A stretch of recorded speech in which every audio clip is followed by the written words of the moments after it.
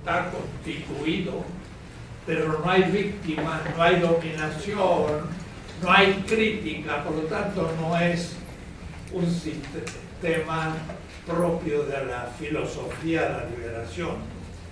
Ahora empezamos con la segunda parte, no la crítica todavía, sino el comprender por qué se va a elaborar una crítica. Entonces, la izquierda en general, y yo mismo, muchas veces entramos a la crítica del sistema. Paul Ricoeur, en La Sorbona, decía, sin embargo, hay que saber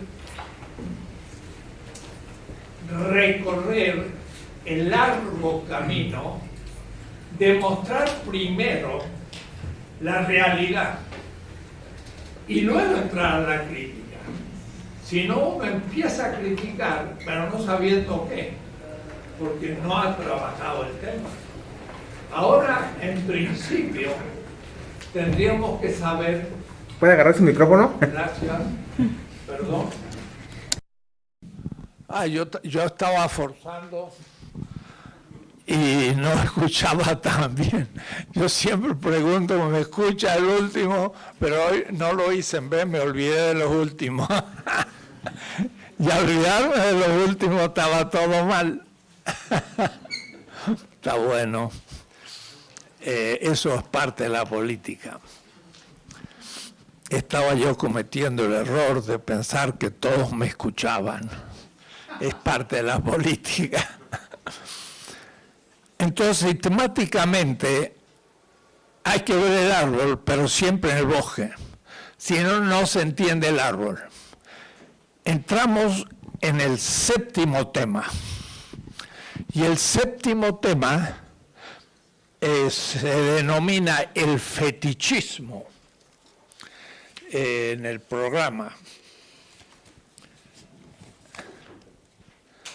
La entropía necropolítica y fetichismo del sistema político decadente, o es decir, el sistema que empieza a decaer. Y a decaer un sistema empieza a cerrarse sobre sí mismo, se totaliza, se fetichiza y empieza la dominación, porque se le va escapando la comunidad política. Y en la primera constelación siempre debí hablar de comunidad política. Solo ahora voy a empezar a hablar de pueblo, desde el momento crítico. Es decir, un sistema político está constituido por una comunidad política que dentro de la cual hay una praxis, como yo indicaba el esquema de los temas. Todo el sistema primero se habla de la praxis, A, ya hablamos de eso. Tendríamos que haber hablado, B, de los tres tipos de instituciones materiales, de formales y de factibilidad. Y luego los principios normativos, principios, material, formal y de factibilidad. Una cosa es el principio material y otra las instituciones materiales. Todo eso lo fui explicando, pero muy rápido. Y al mismo tiempo, como era tanto tema, veo yo que me quedé en casi los prolegómenos. Pero como está escrito y está en las 20 tesis, si es un texto corto, es muy fácil de poder leerlo en un fin de semana y captan. Esto es la primera constelación, pero acuérdense que la primera constelación es el orden vigente, va a ser puesta en cuestión desde la segunda constelación. Y la segunda constelación va a ser negativa. Pero va a ser negativa porque algo va a acontecer al final de la primera constelación. Es que el sistema va a entrar en un proceso entrópico, o es decir, se va a empezar a consumir, se va a totalizar, se va a defender y va a crear entonces la dominación. Vuelvo al texto de Gramsci que siempre enuncio. Dice Gramsci, una clase es dirigente cuando se apoya en el consenso, y ahora no voy a usar la palabra de Gramsci, sino la voy a cambiar, en el consenso de la comunidad política. Quiere decir que la población está de acuerdo cómo funciona el sistema y este tiene principios, tiene instituciones y una praxis, y como funciona aceptablemente, todos están de acuerdo y la clase dirige, pero no domina. En el momento en que aparece la dominación, unos dominan a otros, la clase dirigente se transforma en clase dominante. Y ahí entonces pasamos a la segunda constelación. Y la clase dominante ya no cuenta con el consenso, sino hay un disenso. Y el disenso es la crítica que va a producir del sistema la misma comunidad política, pero que ahora, por primera vez, le voy a llamar pueblo. O es decir, para Gramsci el pueblo no es la comunidad política. Dice, es el bloque social de los oprimidos. Ah, hay opresión.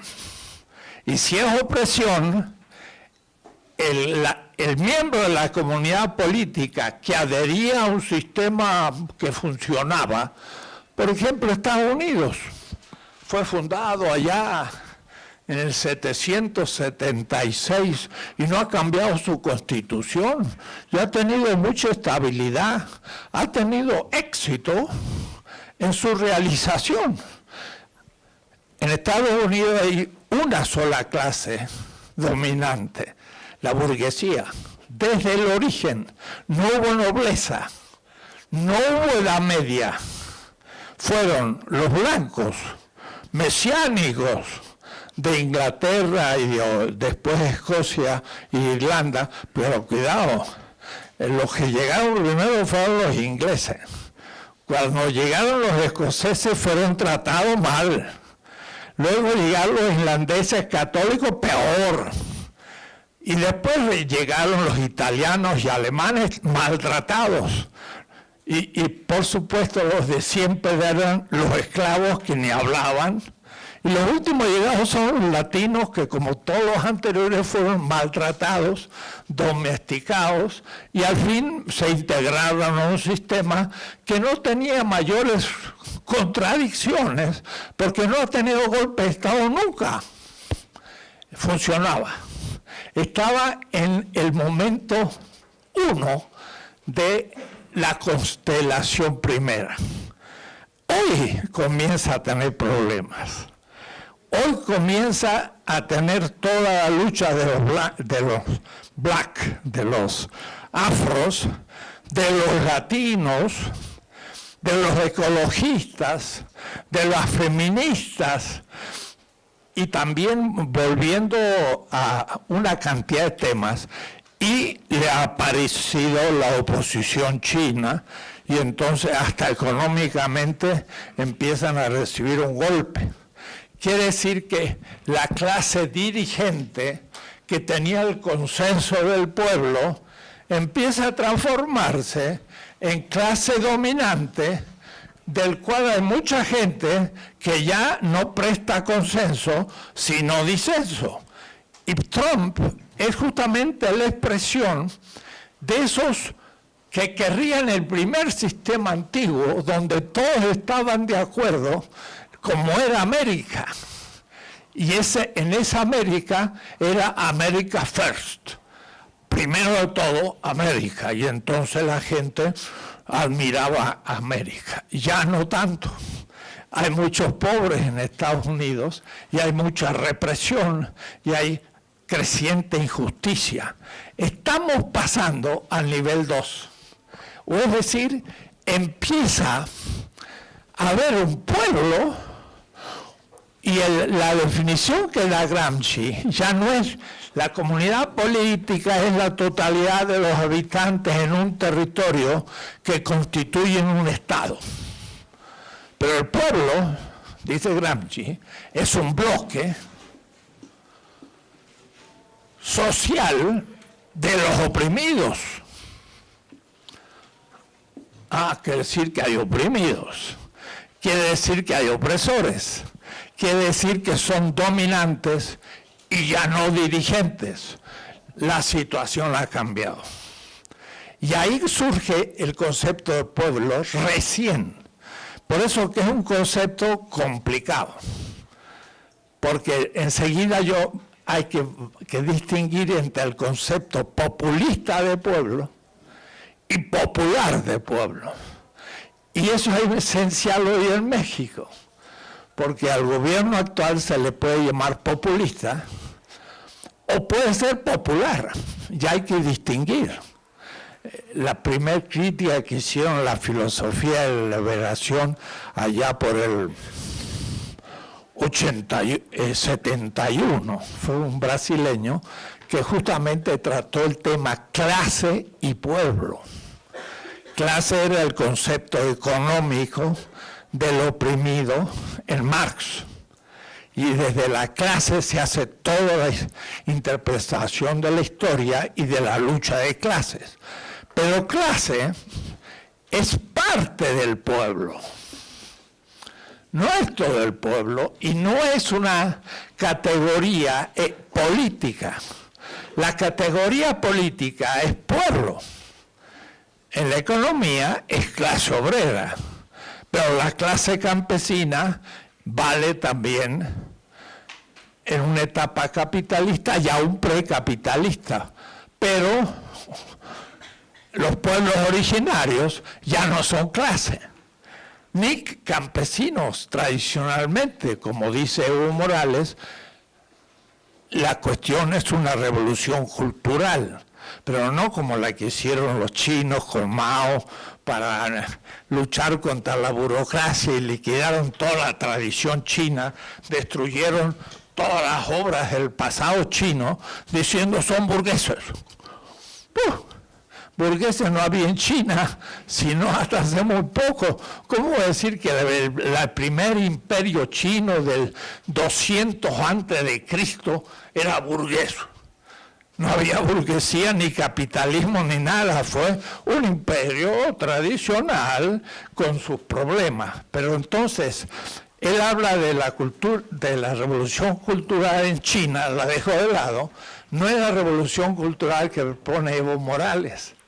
Porque para Evo Morales, la revolución cultural es el pueblo aymara, que tiene una tradición propia, que tiene una lengua propia, que no es el castellano, sino el aymara, que tiene una organización económica distinta, porque son comunidades, que tiene una organización de la justicia y de la política distinta. Entonces, no puedo decir que es una clase campesina, es totalmente otra cosa, pero es parte del pueblo boliviano.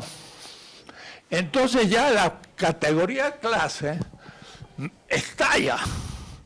Y no la niego, vale para los países que han incorporado el capitalismo, ya hay clase obrera. Pero en algunos países, como ya he insistido muchas veces, Perú, Mariátegui, gran marxista peruano, escribió en 1930 en 7 ensayos sobre la realidad peruana sobre los indígenas. Y entonces se fundó el Partido Comunista, que él fue de los que fundó, y en el fondo fue excluido del Partido Comunista por populista. ¿Cómo que Mariátegui, un gran marxista, es excluido por populista? Porque él dice, en Perú no hay obreros. ¿Por qué? Porque no ha empezado la revolución industrial. Hay indígenas, y entonces va a haber alguien que va a hacer una revolución, son los indígenas. No, la clase revolucionaria son los obreros. Lo que pasa es que en Perú no hay obreros. Usted es populista por hablar del pueblo y no la clase obrera. Es como decir, si no existen los obreros, no importa, los inventamos para hablar en Perú de la lucha de clase. Entonces el pobre Mariátegui quedó desconcertado y hasta su muerte, fuera del partido, no entró al Partido Comunista, que hablaba de la ortodoxia. Se dan cuenta lo que tenemos entre manos. Es el momento justo de la crítica, de la transformación, de la revolución. Ahora tenemos que hablar de la crítica al sistema cuando el sistema se fetichiza. Y hay que entender qué significa fetichización para poder entender la crítica a la fetichización y la lucha contra él. Pero esto no vale solo para el capitalismo. Hidalgo luchó contra un sistema fetichizado. Era un sistema monárquico. Nosotros éramos colonia, no obreros, éramos colonia. Hasta había blancos, criollos, mestizos e indígenas. E Hidalgo se levantó contra un sistema que está en crisis. Voy a decir que está totalizando. Y habíamos aceptado ser colonia, que mal que bien, aunque los indígenas nunca dejaron de rebelarse contra el orden de la colonia y de la conquista. No hubo año en América Latina que no hubo una rebelión indígena. El tema séptimo que estoy tratando es el tema de la rebelión. Ahora estamos en un momento crítico. Es el tema de la revolución. Pero hay que entender todo lo que dije antes. Si no, no sé contra qué se está haciendo la revolución. Es contra un orden político que se fetichiza. Entonces, el tema es, ¿qué es fetichización? Y yo, en realidad, en las 20 tesis, traté 2 veces, anticipadamente, no en su orden lógico, el tema de la fetichización. Porque la primer tesis que yo planteo en este libro, por la urgencia, la escribí en el 2006, en México, o es decir, mi filosofía política conoce la filosofía norteamericana, europea, bastante bien. Y si ustedes me hacen objeciones sobre cualquier clásico, si es importante, puedo yo responderles. Pero no lo necesito inspirarme en ello, porque yo estoy pensando en nuestra realidad. Y entonces yo ya estoy formulando categorías para nuestra realidad, no comentando filósofos europeos. Por eso en el tema 1, la tesis 1, es la corrupción y lo político. porque miren que ayer justamente se ha conocido unas primeras encuestas sobre el tema de la corrupción. En Berlín hay una institución internacional ocupada por el tema de la corrupción y estudia como 60 países en la Tierra y hace encuestas en todas partes. Y hace encuestas en América Latina. De casi 20 países latinoamericanos, en el 2016, México era el tercer país de abajo hacia arriba que no prestaba atención al tema de la corrupción. Era uno de los países latinoamericanos más corruptos, según esta institución alemana. La semana pasada ha dado los nuevos números. Y entonces, de pronto, México pasó del tercer lugar abajo al primer lugar arriba sobre qué dice la gente, qué conciencia tiene, si se está luchando o no contra la corrupción. Y en México hay el 61% de la población que dice, creo que se está luchando contra la corrupción. Hemos pasado al primer país en América Latina, México. O es decir, el pueblo mexicano está opinando hoy que sí se está luchando contra la corrupción. Bueno, la corrupción no es uno de los síntomas de la fetichización de un sistema, porque la corrupción es justamente el momento en que por la decadencia de un sistema, la élite política comienza a apropiarse de los bienes del pueblo para salvarse individualmente, aunque el país caiga en la crisis más espantosa que ya habíamos caído. Miren lo que está pasando con el petróleo. Empezó a salir ahora nueva producción de petróleo, se está pagando la deuda, se está salvando una entidad importante como Petróleos Mexicanos. ¿Y qué había pasado? Era dirigido petróleo por parte de la burocracia política que en contubernio con las transnacionales estaba liquidando petróleos. O es decir, lo quería privatizar del todo, y de haber ganado alguno de la antigua transformación, tercera, decadente ya, pues terminaría por privatizar todo y tendríamos que comprar toda la gasolina que a su vez se la repartiría corruptamente la élite política y no le llegaría nada al pueblo. O sea, México estaría en una situación cada vez más espantosa. Digo esto porque aunque es la tesis 1, debería ser la tesis 7. La corrupción es un síntoma de la fetichización de un sistema. Pero más adelante, yo vuelvo a decir tesis 5, fetichización del poder. Y lo trato después de poder obediencial. Bueno, lo anticipo, es decir, no está en su orden lógico. La tesis 1 y la tesis 5 debería ser tratada después de la tesis 10, como tesis 11. Y es la que voy a exponer hoy. La de hoy, que es clase 7, en realidad debería ser el fin de la primera constelación. Y esto es muy importante.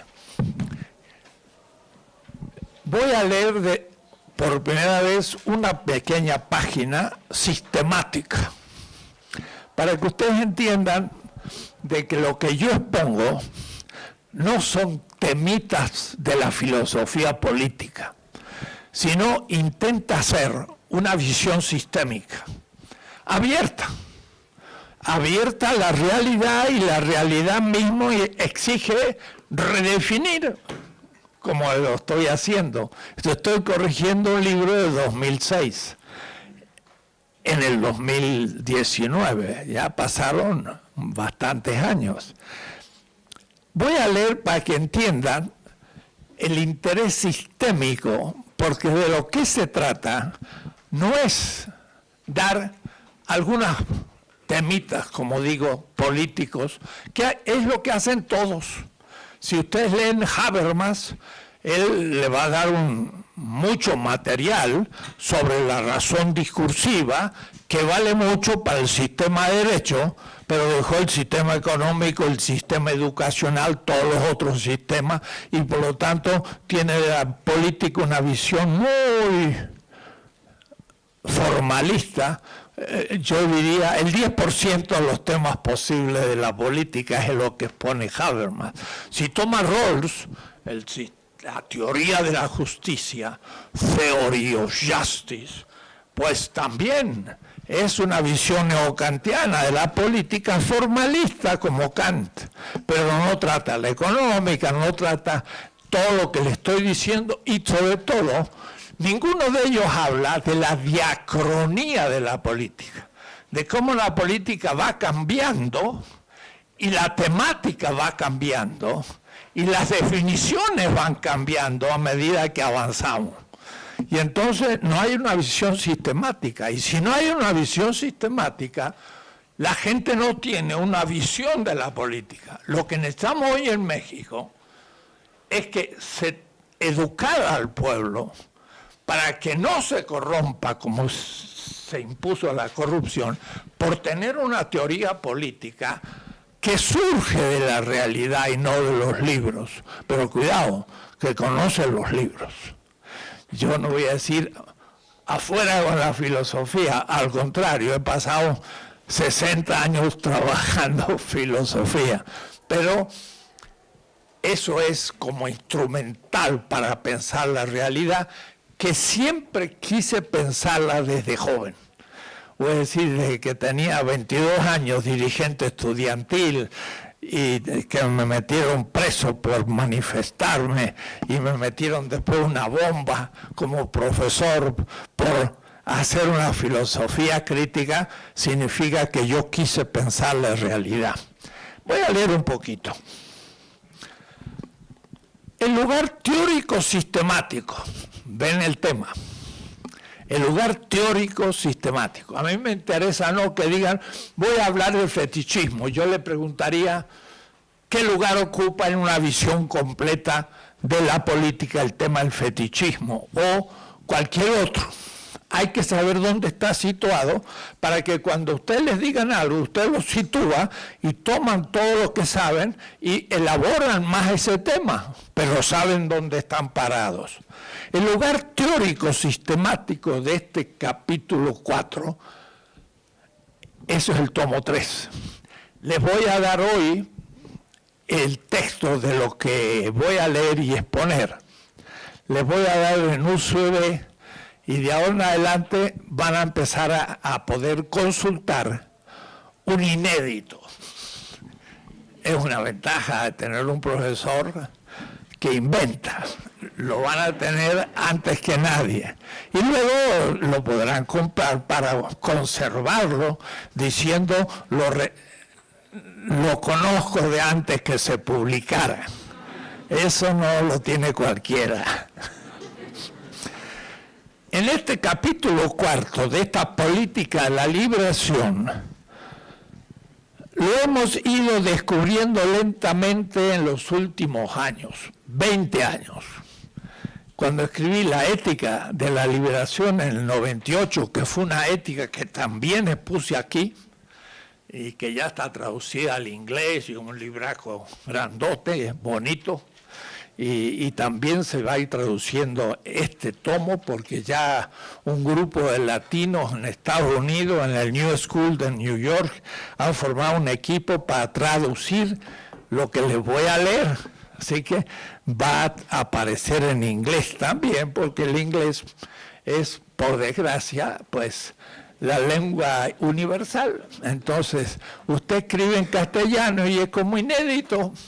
le dice, ay, qué lástima, no leo español, y entonces, entonces un africano, un asiático, norteamericano, etcétera, no nos puede leer, somos colonia, tenemos una lengua particular. Bueno, hay unos 600 millones de personas que leen español, pero son casi 7.000 la población de la Tierra, así que no es ni un 10%, somos inéditos al escribir en español. Pero al pasar el inglés ya, que mal que bien, los demás 90% o la élite filosófica puede leerlo. Esto ha sido un fruto lento de transformaciones de 20 años, que no lo veía claro hace 20, y hay cosas que he descubierto el semestre pasado gracias al seminario que hemos hecho aquí en la UNAM con alumnos, que ya no son alumnos, son colegas, son doctores y también son autores de muchos parágrafos del tomo 3, que alguno de ellos está aquí presente. Bien, y se torna este sistema en la condición necesaria negativa de posibilidad de la superación dialéctica, pero que estando compuesta igualmente por la novedad de la irrupción de la exterioridad, es en realidad el pasaje de la totalidad vigente a la crítica de esa totalidad. Entonces, claro, yo uso categorías ya de un sistema. Entonces, cuando ustedes leen Hegel, se lo ponen a leer, no entiendo nada. Y bueno, ¿cómo va a entender? Entre lea Hegel un tiempito, sepa cómo fueron haciendo sus categorías. Eso le puede llevar unos meses si no conoce Hegel, o años. Pero después de entrar a uno se acostumbra, el segundo es más fácil, el tercero, y luego otros ya uno va adquiriendo la experiencia de abordar un pensamiento. Entonces, yo le digo a ustedes, ya que son mis alumnos, tengan la oportunidad de hacerse cargo de todas mis categorías. No son fáciles, ni las entienden así leyendo. Hay que leer sobre las categorías. Yo digo, pero estando compuesta igualmente por la novedad de la irrupción de la exterioridad, de la totalidad. ¿Qué es totalidad? ¿Y qué es exterioridad? Son categorías que llevan capítulos de algunos libros, y hasta el Fondo de Cultura publica Mi Filosofía de Liberación, donde yo expongo allá por 1977 las categorías fundamentales que sigo usando. Entonces, el que no entiende mi texto no entiende lo que voy a decir a fondo. Y es lamentable, pero es así. Los alumnos de Hegel se tenían que chupar a Hegel y tenían que leer lo que él decía. E iban a las clases y entendían al maestro porque habían sudado entendiendo lo que había escrito en los últimos 20 años. Ustedes son iguales, no crean que van a entender lo que yo digo porque yo lo digo. Aunque intentaré explicarlo, pero casi imposible en tan poco tiempo. Es decir, repitiéndonos, para edificar lo nuevo hay que hacer lugar, preparar las condiciones, destruir lo que impida la construcción de lo nuevo. La construcción de lo nuevo es el nuevo sistema, que para ponerle un nombre en México debería ser, o podría ser, y ojalá que fuera, mire todo lo que digo, la cuarta transformación así denominada, que es lo que viene de la crítica del sistema, un nuevo sistema, momento 3. Entonces, hay que construir un nuevo sistema, negando al actual, momento 2, y recuperando lo válido de él y negando lo que no funciona. Por lo tanto, hay que destruir. Y es la crítica. Hidalgo, lo siento, tuvo que destruir el virreinato. tuvo que destruir el orden de la Nueva España. Y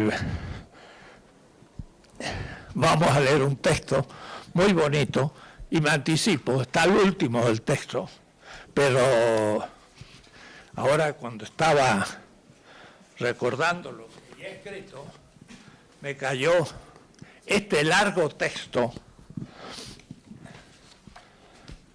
de un autor muy conocido que se llama Herbert Marcuse.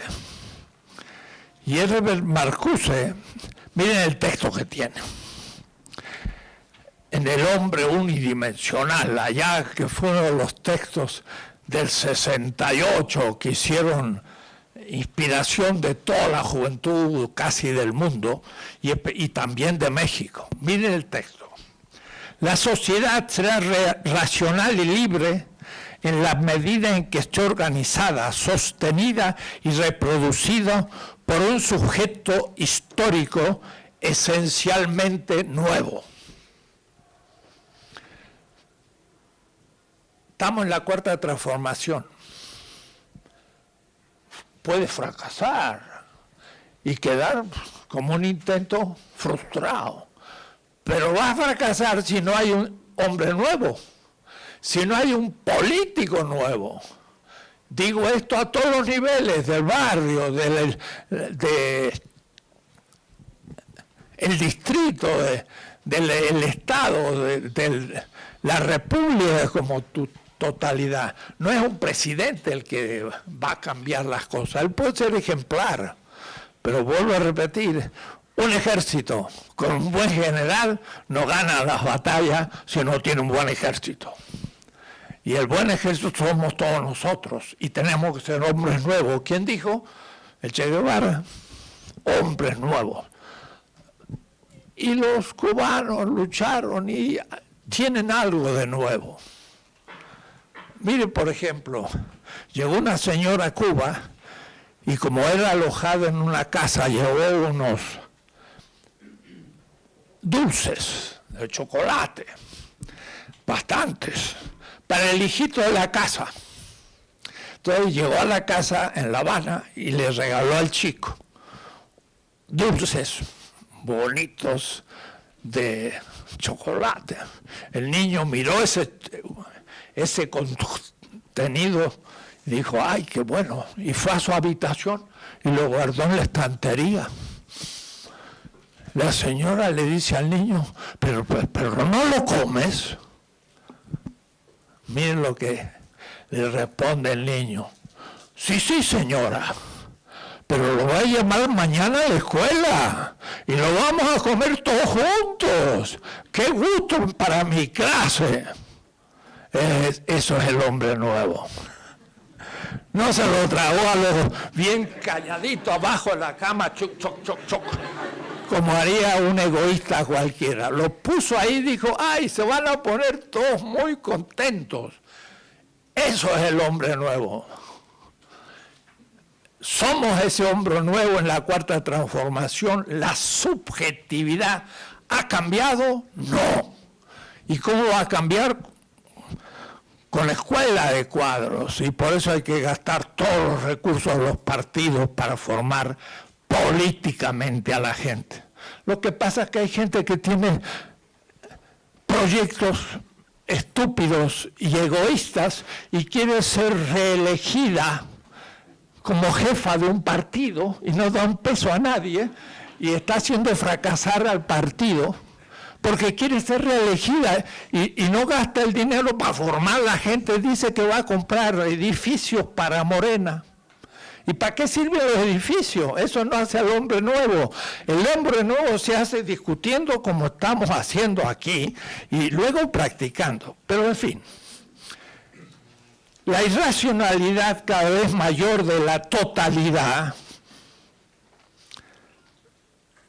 usa la misma categoría que yo. La totalidad. Hay un libro así que se llama Totalidad y Marxismo. La totalidad es cada uno de los círculos que yo hago. ser en el mundo es una totalidad, el campo político es una totalidad, el sistema político es una totalidad. La totalidad es la categoría ontológica por excelencia dentro de la cual hay que pensar la política. Estoy claro con Marcuse porque pertenecemos a la misma casi generación.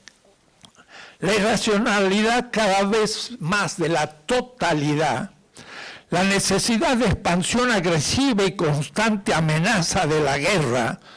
Estados Unidos tiene que hacer una guerra de vez en cuando para gastar las armas que ha producido, y si no las gasta, pues entonces no hay negocio, porque las grandes transnacionales de armas necesitan que se usen las armas. Entonces, si no hay guerra, se arma para gastar estas mercancías y producir otras. Que muera gente, bueno, no me pregunte a mí, yo estoy aumentando la tasa de ganancia de mi transnacional armamentista y los accionarios están muy contentos. Y todos los que mueren, y bueno, no se puede hacer todo.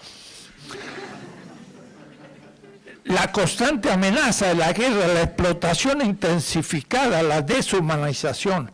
Pero estos hechos y sus alternativas son solo fragmentos, sin un sujeto, sin la práctica que moviera estos objetos en una nueva dirección. La teoría dialéctica no es refutable, pero no puede ofrecer el remedio. No puede ser positiva. Cuidado, ahí entraríamos en discusión con Marcuse. Porque el sistema dado es positivo, dice Horkheimer. La negación del sistema es la crítica, negativo. Pero me quedo ahí. Muchas veces la izquierda, los trotskistas o los anarquistas, son gente muy honesta y critican, muy bien. Pero una cosa, después que criticaste y desarmaste y ahora de pronto te toca ejercer el poder obediencial, ya no puedes criticar, ahora tienes que crear lo nuevo. Eso es más difícil que la crítica. Hacer lo nuevo en favor de un pueblo es más difícil que la crítica. Y si el crítico no se da cuenta, le gusta seguir criticando y criticando porque ahí está cómodo, están todos juntos y además puede hacerlo en su escritorio. Pero el que se meta a cambiar las cosas, eso hay que usar la inteligencia, hay que usar la ciencia crítica y es más difícil crear un nuevo sistema que criticar el antiguo. Pero hay que criticar el antiguo y es más heroico y es más difícil.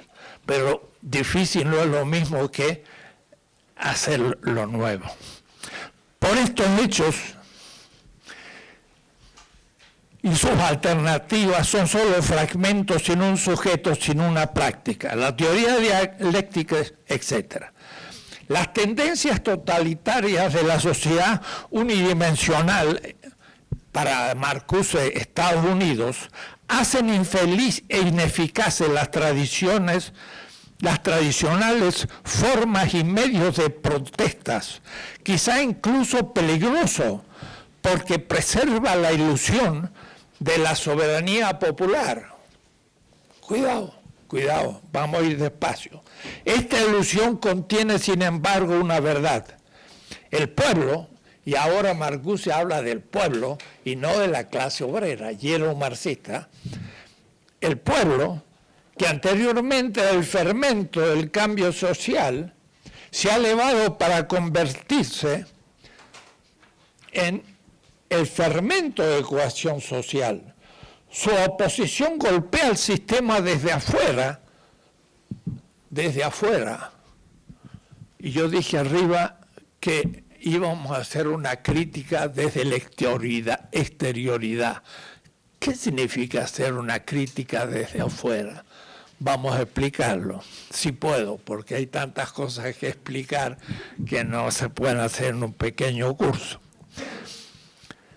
Esta ilusión contiene, sin embargo, una verdad. El pueblo, que anteriormente era el fermento del cambio social, se ha elevado para convertirse en el fermento de cohesión social. Su oposición golpea al sistema desde afuera y, por tanto, no puede ser derrotado por el sistema.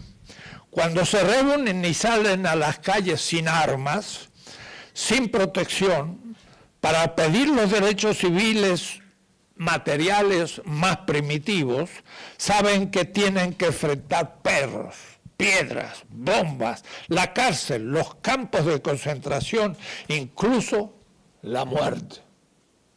Hidalgo. Eso se festeja en septiembre.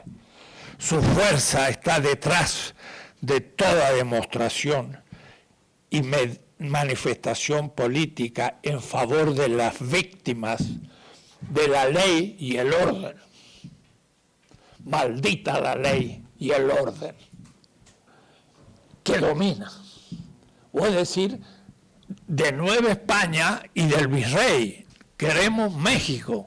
Por lo tanto, los patriotas tenían una fuerza que es el poder, que los hacía negar el sistema, y por eso es que muchos de ellos eran perseguidos, puestos en prisión, desaparecidos. En estos días un historiador llamó valientes a los jóvenes guerrilleros de los años 70. Y los partidos de derecha exigieron que a ese historiador joven se le echara. Y entonces algunos de Morena, que parece que todavía no han captado las cosas, aceptaron y lo sacaron. Y el presidente tuvo que salir en su defensa, diciendo lo que ha hecho es justo, pero quizás no sirva como funcionario. ¿Cómo que no? Es bueno que un héroe sea funcionario, porque si los funcionarios son no más que burócratas, estamos en lo del pasado. Miren qué texto de Marcuse. Su fuerza está detrás, ese es el poder, no solo como potencia, ya he explicado o he intentado explicar muy rápido, sino veremos que ahora surge un nuevo concepto, la hiperpotencia. Una potencia que está debajo de la potencia y va a reconstruir un nuevo sistema. La potencia constituyó el sistema, pero ahora surge una hiperpotencia que pone en cuestión la potencia para crear un nuevo sistema. Y entonces ahí es algo que Agamben, gran filósofo político actual en Italia, no puede ni soñar. No puede hablar de la hiperpotencia. Ya nos avanzamos, quedamos solos. Somos los más avanzados en filosofía política en el mundo. ¿Por qué? Porque ellos están todavía en Europa del centro, no dándose cuenta de sus faltas, que algunos llamarían pecados, y entonces no se dan cuenta que ellos son todavía eurocéntricos, que han apoyado el colonialismo y que hoy hay colonialismo. Y entonces solo alguien que sufre el colonialismo puede levantarse y hacer una nueva teoría. Es lo que le propongo ahora. Nadie en Europa, Estados Unidos, puede proponer la política que yo estoy haciendo, porque no tienen experiencia. Pero nosotros la tenemos y estamos viviendo en eso. Lo que pasa es que hay gente que no se da cuenta que está viviendo hoy en México. Está viviendo una cosa muy impresionante, pero necesita la colaboración de todos, principalmente de los intelectuales orgánicos. Le llamaría Gramsci, que no es un profesor universitario, sino un obrero que entiende las cosas, pero para eso hay que darle los instrumentos teóricos. Pero también puede ser un profesor universitario intelectual orgánico, cuando se mete con la gente y escucha en una reunión popular la discusión, y escucha y entiende de qué están discutiendo y colabora con sus argumentos. Y ahí entonces el profesor da argumentos. en las redes, esta mañana leía que alguien me citó, porque hay una polémica si se va a elegir la dirigencia de un partido político con encuesta o con elecciones. El presidente propuso, hagan una encuesta y así van todos unidos. ¿Qué va a ser? Peor. Porque una encuesta no se puede hacer. ¿Cómo se hace? Para peor. Algunos querrían que la elección del partido se hiciera muy fácil, por teléfono a toda la población.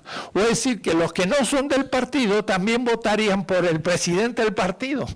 Entonces yo en un diálogo con Laristegui dije, pues, si se abre la elección de todo el pueblo para elegir el presidente de un partido, se reúnen todos los partidos de oposición y dicen, ¿cuál es el peor de los candidatos? X. Votamos a eso y le imponemos un mal candidato al partido. Bueno, ese argumento que es muy simple, hoy alguien dice, como dijo el doctor Dussel, no se puede hacer abierto a todo el mundo, hay que hacerlo para la gente del partido. ¿Cómo van a elegir el dirigente de un partido todo el mundo? Es absurdo, pero algunos que tienen poca popularidad interna, que no tienen ningún contacto con la base, que no van a ser elegidos, están inventando subterfugios para ver cómo puede la élite elegir esos candidatos que si son elegidos en Morena, pobre Morena, desapareció. Va a ser lo mismo que siempre. Entonces, el intelectual es orgánico cuando está metido en las discusiones diarias de la historia y dando argumentos.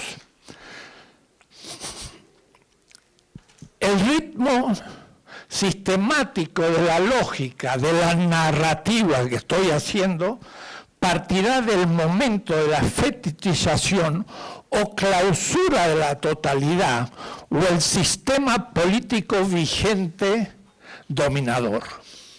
Comienza así el momento negativo por excelencia. Cuando una comunidad política escindida, un pueblo despertará del sueño ingenuo de haberse habituado a sobrevivir en la esclavitud. La subjetividad colectiva del pueblo como pueblo. Ese momento propiamente mesiánico. Yo me voy a inspirar mucho en este tomo tercero en Walter Benjamin. Es un filósofo hoy de moda, pero de una moda teórica, mientras que yo lo voy a tomar en concreto. ¿Cómo lo entiende el pueblo hoy? Entonces, la subjetividad colectiva del pueblo es el momento propiamente mesiánico en el vocabulario de Walter Benjamin, porque algunos me criticarán, usted también está con el mesianismo tropical, que de un autor de derecha mexicano muy importante, no lo voy a nombrar porque esto es público, entonces... pero ustedes saben quién lo ha dicho, si están enterados del diario. Y si no leen el diario, pues no entienden nada de lo que estoy hablando. Porque hay que estar en México para entender lo que yo digo. Pero algunos están en la biblioteca. Y no en México. Como ratas, pero de bibliotecas. No las ratas que salen de un barco para pasar a otro. Bueno. Ese momento mesiánico, por último, frecuentemente también de un resto, voy a hablar del resto. El resto es un grupo pequeño que son los dirigentes sociales de cada movimiento social, las feministas, pero que salen a la calle y actúan en favor, los obreros que salen y hacen una huelga, los campesinos que se organizan como campesinos y piden que les den pues los fertilizantes, los indígenas que se organizan como los zapatistas, es decir, hay un 5%, no mucho más, de la gente que participan en los movimientos y son los dirigentes, los cuales son líderes también. El liderazgo no es de un presidente, es de miles de personas que tienen un juicio de la comunidad, que están luchando por la justicia. Y eso habría que generalizarlo. Todos nosotros tendríamos que ser líderes. Y el no serlo es no ser filósofo. El filósofo debe serlo. Por eso entonces dice Fidel Castro, un pueblo es pueblo cuando cree en algo, son los principios que yo estoy elaborando. Cuando crea en alguien, que son los líderes, no uno solo, sino miles, pero sobre todo cuando el pueblo crea en sí mismo. Esto lo dice, la historia me absolverá. En sí mismo el pueblo debe creer que es el sujeto de la historia. Y eso sí, es el sujeto de la historia, no más la clase obrera exclusivamente.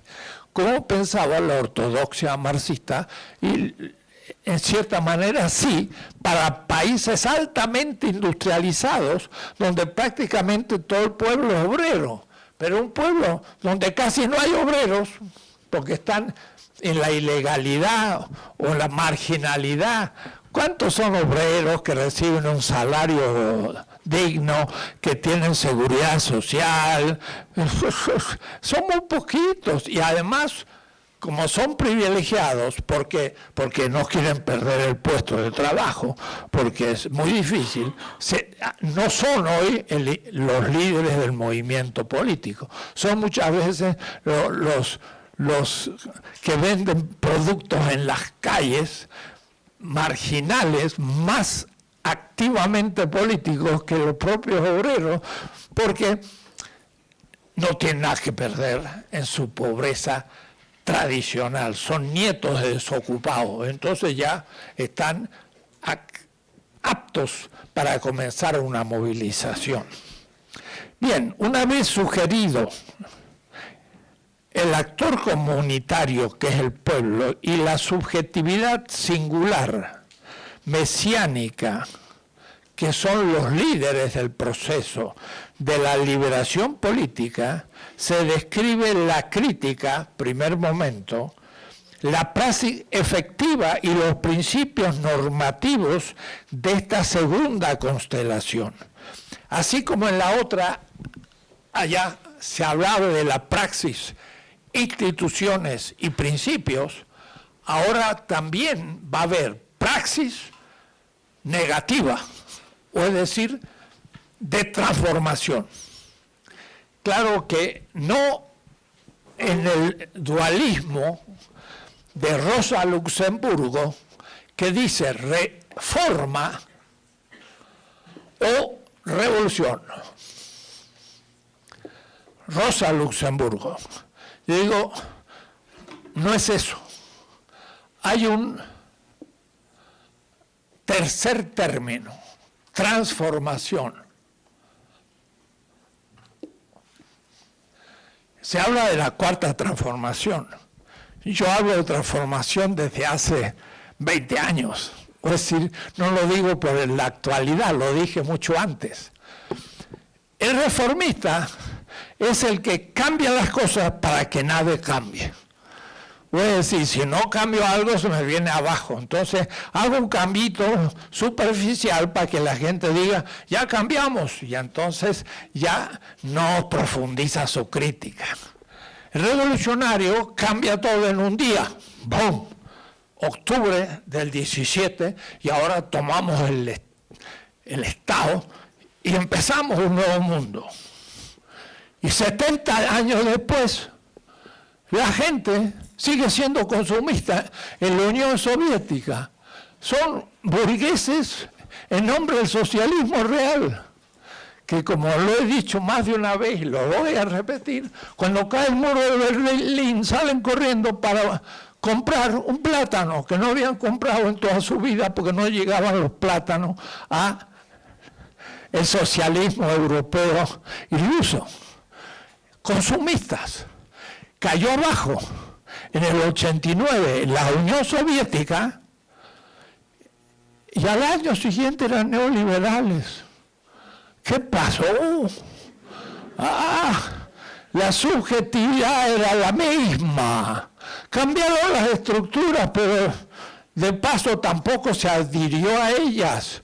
Entonces, bueno, cuidado con las revoluciones instantáneas, porque una revolución exige el cambio de la subjetividad y eso se hace en decenios.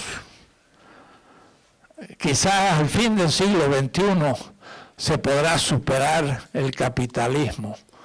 O en el 22, si es que hay humanidad todavía y no se vino abajo por la muerte de la vida en la tierra.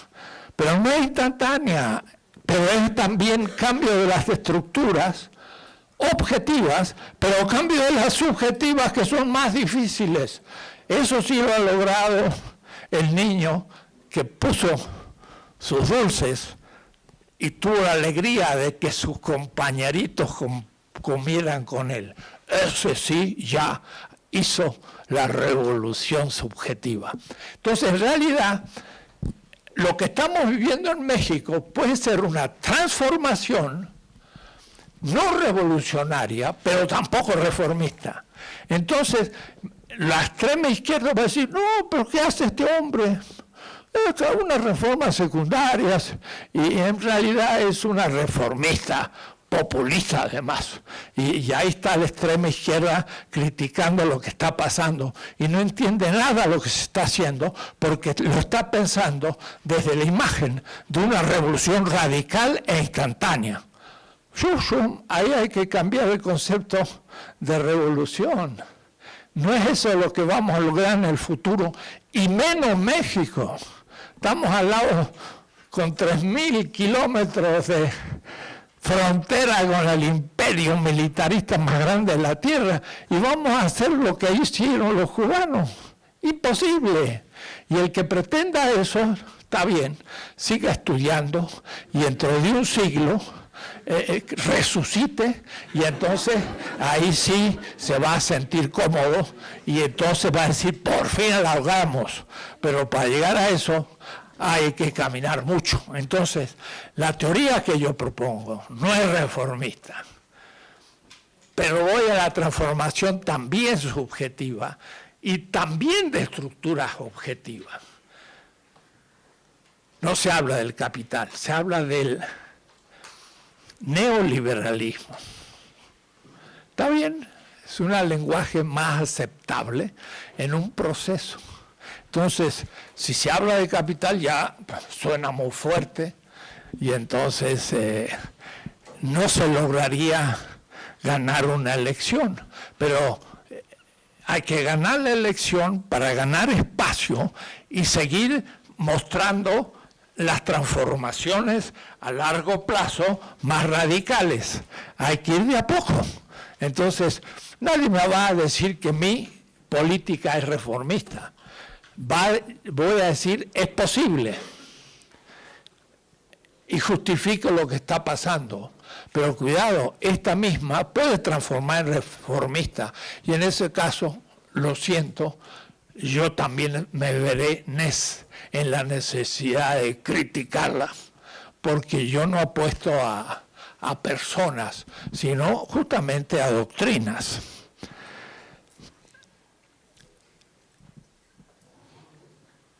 Ese momento negativo es el que obsesiona a Walter Benjamin, que es un autor un tanto melancólico, que tiene siempre en el horizonte la muerte y que dice que hay que meter un freno. ¿Por qué? Porque está en medio del nazismo alemán, del cual huye en Francia y quiere pasar por España, y ahí está el franquismo, y ya desesperado se suicida. Walter Benjamin es el gran autor de la segunda constelación. Hay que leerlo ahí. No vale ni para la primera, ni tampoco para la tercera. hay autores que valen para uno de esos momentos. Emmanuel Levinas, les voy a leer después, también es, como Walter Benjamin, extraordinario para la segunda constelación y muy débil para la tercera. Y casi se expresa de la misma manera como se expresa Benjamin. En el texto este largo de 30 páginas que ustedes van a recibir, Levinas, en su obra más clásica, un autor que murió hace años, que nació en el 1905, en el prólogo a Totalidad e Infinito. Totalidad es el sistema, infinito es la persona humana, es cada persona, que no puede entrar en un sistema porque tiene otro mundo que el mío. Y entonces yo no capto el contenido de la vida del otro. Y hay que explicar lo que es eso, porque el pobre y el oprimido y el indígena, por ejemplo, es alguien que tiene una experiencia de la vida distinta del sistema y guarda una cierta exterioridad. Pero lo interesante ahí es hablar de la totalidad. Y entonces Levinas, en Totalidad e Infinito, que es la obra más importante, opone la ética a la política. Para él la ética es la experiencia del cara a cara. Bueno, esto un semestre me sería imposible explicarla. ¿Cómo hacer para explicarlo en un minuto? Imposible. Lean Levinas. Es un autor extraordinario.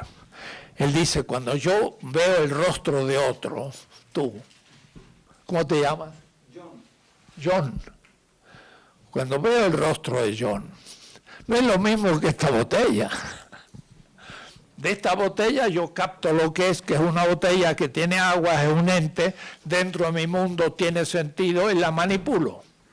Pero cuando enfrento a John, yo veo que tiene una cierta edad, que tiene un color del pelo, que muchas cosas. Pero lo que veo no es él. Para saber lo que eres, yo tendría que preguntarte primero quién eres. Pero para saber quién eres, me tienes que prácticamente empezar a contar tu vida. Porque eres otro mundo, no eres una cosa. Entonces, Levinas tiene un sentido muy agudo en que dice, la ética no es tomar a otra persona humana como parte de mi mundo, cosa, sino que es sujeto de otro mundo. Y por lo tanto ya lo que aparece es apariencia. Pero para saber lo que es, tengo que preguntarle. Y lo que él me dice ya no es lo que aparece, sino es revelación. Otro. Ese es el tema de Husserl en la quinta meditación cartesiana en 1930, que Levinas tradujo del alemán al francés en 1930, porque Husserl dice, yo constituyo las cosas, pero al otro no la puedo constituir, pues se me escapa, porque es otro mundo y otra vida que no lo constituyo como las cosas. Esto es una mesa, esto es un libro, esto es una lámpara, esto es una pared, una puerta, pero John es alguien. El respeto al otro como otro, el saber el límite en el conocimiento del otro y el respeto de su misterio, para Levinas es la ética. Y entonces él antepone la ética, que no explico porque es todo Levinas, la opone a la política, pensando que la política es este momento fetichizado del sistema, donde en la política todos somos entes definidos dentro de un sistema y en cierta manera dominados. Entonces él dice, la política es dominación. Y entonces es crítico ante la política en nombre de la ética. Y entonces ahí yo descubrí la ontología, me desperté del sueño ontológico y critiqué el sistema desde la alteridad del otro ser humano y especialmente desde los oprimidos, que es el más otro del sistema, la viuda, el huérfano y el pobre. En Hammurabi, hace 5.000 años, Hammurabi era un rey de Babilonia del cual tenemos el primer código de derecho escrito de la humanidad. Pero está escrito, yo he hecho justicia no con mi mujer, sino con el otro, la viuda. Yo he hecho justicia no con mi hijo, sino con el huérfano, el otro. Yo he hecho justicia no con el rico, el pobre.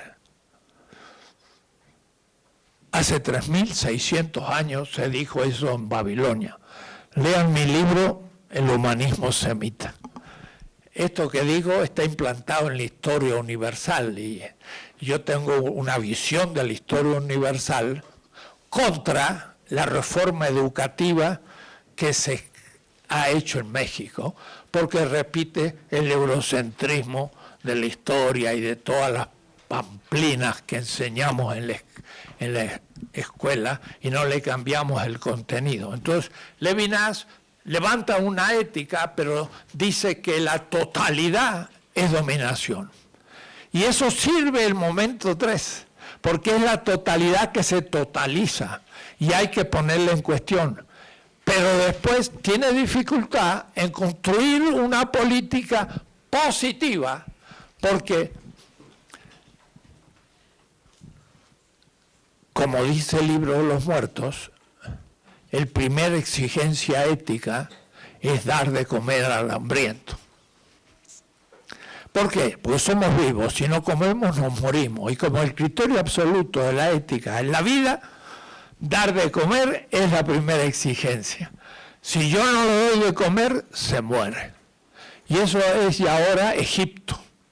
Y entonces, yo puedo respetar al otro, el pobre y el hambriento. Sí, es la ética. Una cosa, ¿y quién le da de comer? ¿Quién produce el pan para que no tenga hambre? Para poder producir el pan hay que trabajar la tierra, hay que producir con el trigo, hay que molerlo, hay que hacer pan, hornearlo, hay que distribuir, es la económica para que deje de tener hambre. Levinas dice no al sistema, pero no elabora la tercera constelación.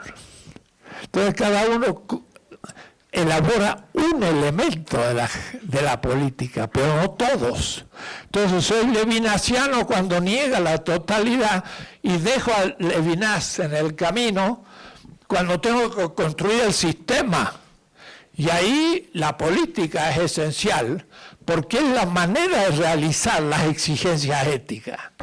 Y eso no es algo que se agregue a la política, sino que es la esencia de la política.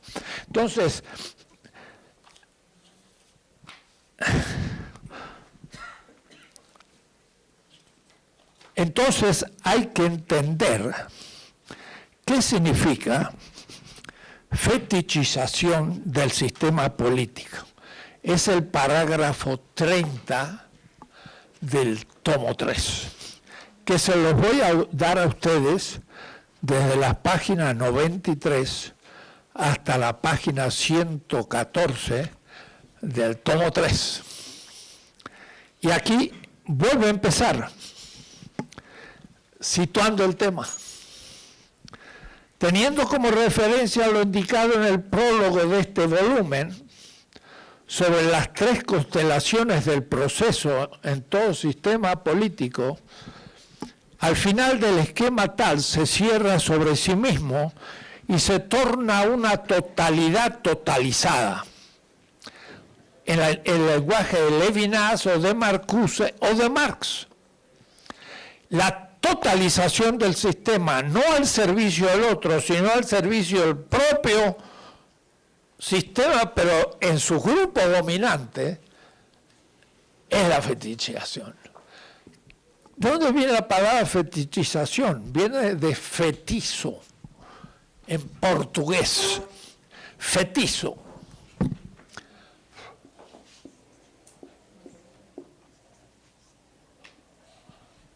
Que significa hecho.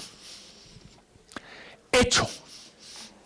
Y entonces Marx utiliza la palabra fetichismo en la economía política con respecto al capital. Dice un texto que Marx cita, un salmo de la Biblia, porque Marx era judío y conocía muy bien el pensamiento hebreo. Y yo le he sacado jugo a eso que mis compañeros marxistas no saben. No se dan cuenta hasta qué punto las categorías fundamentales del pensamiento de Marx son judías, no cristianas, ni mahometanas, ni confucianas, son judías. Entonces el Salmo dice, han hecho, fecho, han hecho con sus manos a un Dios y luego lo adoran. Era un poco como Huitzilopochtli. Lo hacían con sus manos, lo ponían en su lugar y luego lo adoraban y hasta le ofrecían sacrificios. Algo que el hombre hace y después se sujeta a su propia obra. Y entonces él va a decir que el capital se fetichiza, porque el capital es fruto del trabajo humano, pero después creemos que el capital tiene valor en sí mismo y lo adoramos. Y entonces Marx usó la palabra fetichismo y ya no más alienación. El viejo Marx del Capital, que escribió 4 veces y a la quinta todavía la corrigió. Y yo he hecho un comentario a las 5 redacciones del Capital, que son 5 tomos. El único intelectual que ha hecho eso en el mundo. No hay ningún ruso, alemán ni norteamericano que ha hecho un comentario de las redacciones del Capital. Soy un marxista estricto, en el sentido que conozco Marx y estoy de acuerdo con Marx, pero nunca fue del Partido Comunista y siempre estuvo en contra. Y también estoy en contra de los socialistas hoy que no conocen Marx. En una revista que se llama Socialismo, hecho aquí en la facultad, un joven se ve, porque veo que no se lo conoce, me hace una crítica tremenda, ¿no? Y digo yo, bueno, por desgracia no tengo tiempo de responderle. Está llena de ortodoxias. Me echa en cara que no conozco Marx y cita a los marxistas, pero no a Marx. Por ejemplo, la gente cree que Marx escribió contra el ateísmo y eso se transformó en un dogma del partido. Yo le digo a un marxista que sepa, que me traiga el texto. No lo encuentra. Porque Marx estuvo en contra del ateísmo explícitamente. En el 44 dijo, el ateísmo, después de la negación del ser humano, no tiene más interés. O es decir, después del 44, Marx dijo, el ateísmo ya no tiene importancia si afirmamos al ser humano. Y en el 74, 1874, Marx dice, el tonto este de Bakunin, el Brut, porque Marx se las traía y por ahí insultaba a sus contrarios porque ya perdía la paciencia de tanta ignorancia. El tonto este Bakunin ha echado, perdón a los anarquistas, pero yo estoy con Marx, me quiere meter en la Internacional una asociación de ateos socialistas. Escribe la carta que cito yo en mi libro. Y él dice, el ateísmo es un problema teológico y no quiero dividir a los obreros por un problema teológico. Nunca va a entrar eso en la Internacional. Y después tenían el ateísmo como dogma los estalinistas. El ateísmo no es de Marx, es de los marxistas. Yo no estoy con los marxistas, estoy con Marx. Marx es vigente. Los marxistas han muerto. Y más el marxismo-leninismo. Y más el marxismo staliniano, que es el de los que se repiten todavía nuestros alumnos en la facultad. Lamentable. Entonces, claro, después me pegan duro, pero no han leído Marx. Aquí en esta universidad y en otras aulas hemos hecho 16 semestres leyendo Marx, cronológicamente, desde 1818 que nace hasta la muerte. Y de ahí salieron 5 tomos que he escrito de Marx, ya traducidos al inglés, traducidos al francés, traducidos al italiano, y últimamente en Turquía me han pedido traducir mis obras al turco. Qué interesante, sobre Marx. Bien, pero eso es una indicación, porque Marx habla del fetichismo del capital. Pero lo notable, que justamente buscando yo y volviendo a decirme, bueno, ¿cuál fue el primer texto de Marx sobre el fetichismo? Volví al capítulo El robo de la leña del 1842, un artículo de Marx. En ese momento Marx todavía no sabía nada de economía y estaba haciendo la crítica a la política. Y como Hegel dijo que la religión es el fundamento de del Estado, Marx entonces tuvo que decir la crítica de la religión es la crítica, el comienzo de toda crítica, porque le interesaba la crítica al Estado, no a la religión. Ahora digo, en eso coincide con el fundador del cristianismo. Ya alguien me hizo la pregunta, profesor, ¿por qué usted no habla siempre del fundador del cristianismo y no lo nombra? Porque no lo nombro, porque si lo nombro, lo destituyo. Porque entonces ustedes creen que ya saben a quién yo nombro, pero como yo sé que ustedes no saben a quién yo nombro, prefiero decirle el fundador del cristianismo. Y ustedes dicen, pero si tiene un nombre. Sí, pero no tiene un significado como usted cree. El fundador del cristianismo practicó el origen de toda crítica, la crítica de religión. ¿Qué hizo el tal que nació en Nazaret? Nació en la casa del pan, Betlehem en hebreo, pero trabajó en Nazaret. Yo también fui 2 años carpintero en Nazaret, imitando al fundador del cristianismo, un servidor. Soy el único en 20 siglos que ha ido a Nazaret a ser carpintero. No hay ningún otro que yo sepa, puede haber, pero no conozco. Yo soy un poco materialista. Imito a la gente a pie juntilla. El fundador del cristianismo, entonces, lo que hizo fue la crítica al templo.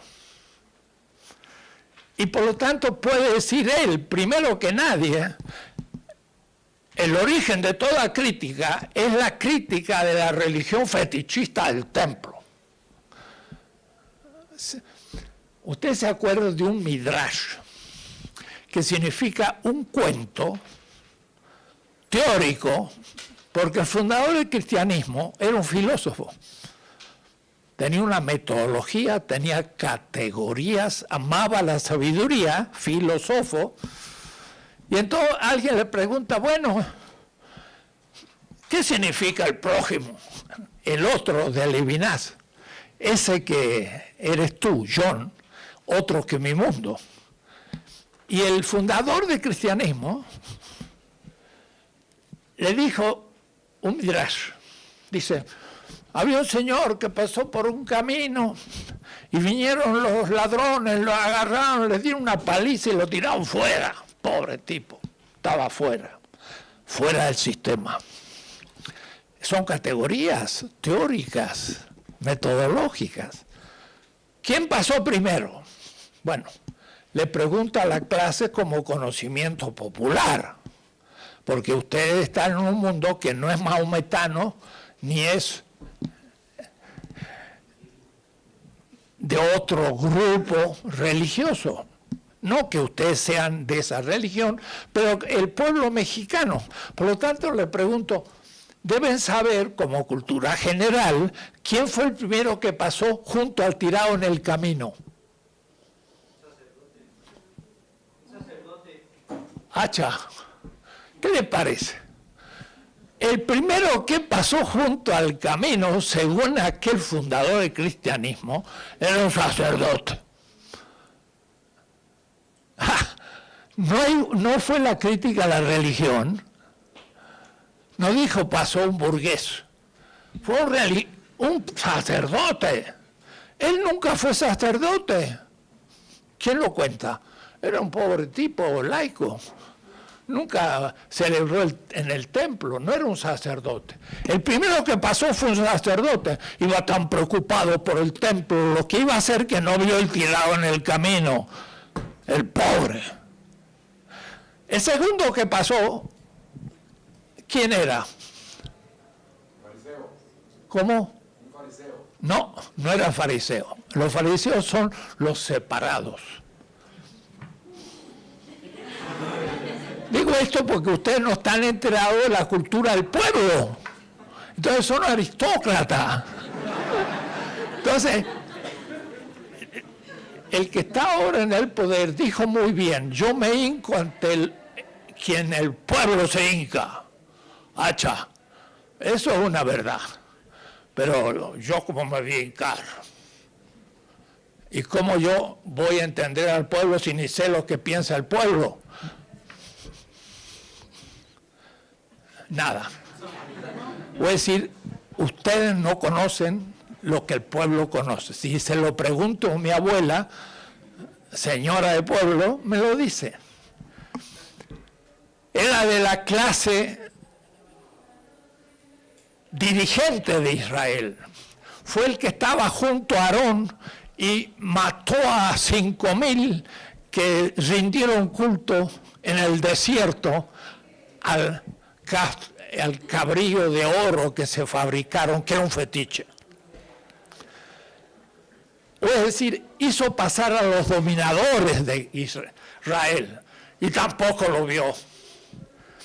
¿Quién pasó en tercer lugar? Un enemigo del pueblo de Israel. Diríamos hoy, para uno del PAN,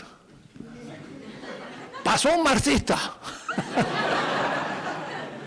Así, pasó un samaritano, que era un enemigo de Israel.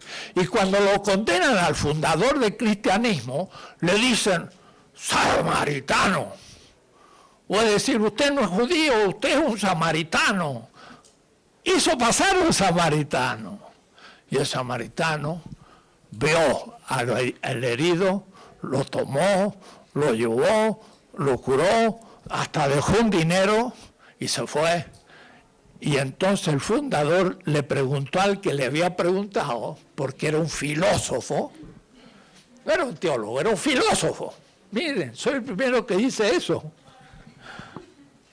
Porque amaba la sabiduría, pero la expresaba con categorías semitas que los grandes filósofos desde Grecia hasta ahora han ignorado y no saben cómo funciona la dialéctica y la metodología interpretativa de pueblos semitas, que eran los fenicios, que eran los palestinos hoy, del cual una secta eran los hebreos, etc.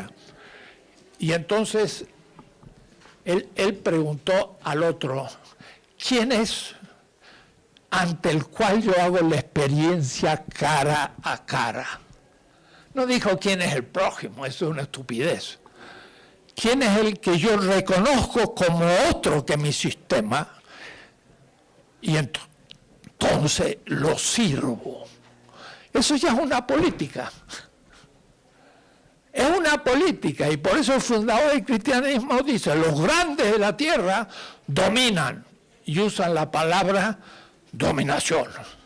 Pero yo les digo a ustedes, sirvan, y usa la palabra en hebreo,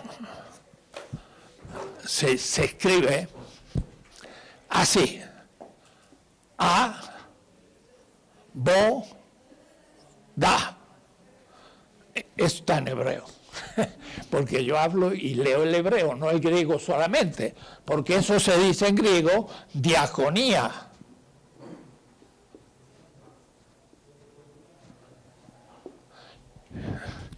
Y el presidente dice, hay que servir al pueblo. Yo digo, este hombre se las trae. Y todos estos grandes intelectuales que están en contra de él son unos ignorantes, eurocéntricos, que ni saben lo que están diciendo. El presidente acierta en cosas fundamentales. Primero, los pobres. Eso viene del pensamiento semita, no del griego. Aristóteles jamás hubiera dicho eso. Aristóteles era de la aristocracia y inventor de la lógica, era un gran tipo, y argumentó para mostrar que el esclavo no era el anthropos, el humano. Mire qué uso bonito de la lógica, demostrar que un esclavo no era humano. Y la mujer era un instrumento, porque dice, lo mismo permanece lo mismo. El varón a través de la mujer permanece en el varón hijo. Y la mujer, una mediación, era machista. Y el hijo en potencia. Quiere decir que también despreciaba a Greta Thunberg, porque los chicos son en potencia adultos. Y qué decir el esclavo, que es apsijón, que casi no tienen alma. Y los bárbaros no son. El ser es, en lo ser no es. El ser es griego, en lo ser es bárbaro. Y la política la definió Aristóteles. El ser humano es un ser político. ¿Quién le contó a usted? Seguramente el profesor de filosofía griega de la UNAM. Pero Aristóteles dijo algo muy distinto. Dijo, anthropos, humano, es el viviente que habita la polis. Y la polis solamente habitan los griegos. Los egipcios no viven en la polis, no son humanos. Y tampoco los bárbaros, y tampoco los europeos, que eran los macedónicos. Los únicos humanos eran los griegos, ni que fueran norteamericanos. El señor Aristóteles, que para ellos también hay que ser blanquito y wash para ser humano. Y si usted es un poquito tostadito, que hayan muerto 1 millón de iraquíes, son efectos secundarios de la guerra. Pero 15 boys, eso sí, eso es grave. ¿Cómo va a morir 15 boys? 1 millón de iraquíes, el ser es. El no ser no es. Parménides. La interpretación que yo hago es espuria, no, es real. Entonces toda la filosofía que aprendí no sirve. Hay que descolonizar a la filosofía, que es una colonia mental y nos extranjeriza y nos hace pensar como ellos, y cómo después vamos a levantarnos ante ellos. No podemos. Bueno, hoy me entusiasmé en esta clase y no he entrado al tema. Pero cuidado. Ya faltan 10, maestro. ¿Cómo? 10 minutos. Exacto. Tú me dices que yo también lo vi y dije, bueno, ahora empezamos la clase. Pero son las mejores clases, las improvisadas de temas fuera de clase, porque he expresado el fondo y van a poder leer este nuevo texto que hoy lo estaba repasando y entonces hay muchos errores todavía, faltan letras, hay cosas que tengo que corregir para el editor también, se lo he enviado pero tengo que corregir. Pero verán ustedes que es un poquito más difícil de lo que yo hablo, porque está escrito. Entonces, para repasar en los 10 minutos, fetichizar es el momento en que el sistema político, hecho de la mano de los políticos, se totaliza. Y por lo tanto, dice aquello de que las instituciones son eternas y hay que respetar la ley. Y la Suprema Corte de Justicia lo más que puede hacer es ver si es constitucional un acto. Y si no es constitucional ya no se puede. Pues si a Hidalgo lo enfrentaban a una Suprema Corte de Justicia que levantar un ejército contra los españoles estaba en contra de la Constitución, que eran las leyes de los reinos de la India, pues no era constitucional lo que hacía Hidalgo. Entonces había que eliminarlo, que es lo que hicieron. Hidalgo está justo en el momento que estoy indicando. El sistema se había fetichizado. Y es más, yo tenía en mi mano el breviario. El breviario era un librito que los curas leían todos los días. El breviario de Morelos.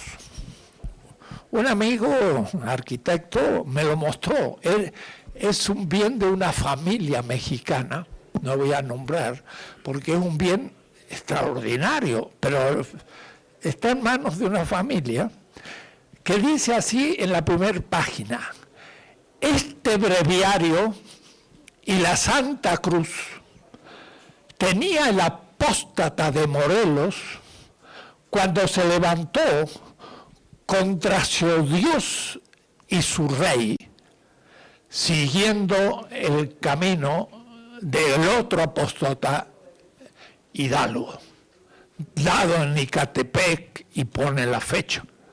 Es decir, Morelos tenía ese librito cuando lo fusilan, y dice, por haber negado a su rey y su Dios. Levantarse contra el rey era levantarse contra Dios. O es decir, habían divinizado al rey. Era el fetichismo. Y quien se levantaba contra el rey, se levantaba contra Dios. Y por eso Hidalgo, que tiene una teofilosofía política, dice, ¿y cuándo yo he negado la existencia de Dios? Y a Hidalgo lo excomulgaron por luterano. Y dice, yo no soy luterano, pero lo excomulgaron de la iglesia. Levantarse contra el rey era levantarse contra Dios, porque el sistema había sido divinizado. Claro, era el patronato de las Indias, era el Papa que le había dado a los reyes católicos, eso es el fetichismo, católicos, el deber de evangelizar a los indígenas, y eso le permitió tener una justificación teológica para dominar a los indios, explotarlos hasta la muerte. y entonces el sistema quedó fetichizado. Levantarse contra eso era levantarse contra Dios. Pero Hidalgo lo tenía claro, dijo, vuestro Dios es el dinero, no es lo que yo hago. Yo me levanto contra el rey.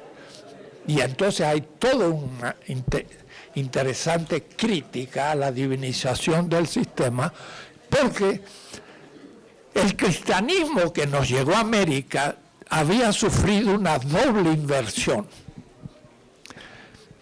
El cristianismo mesiánico del fundador del cristianismo, que Marx, Engels, Kautsky admiraban de los 3 primeros siglos, que pusieron sus bienes en común.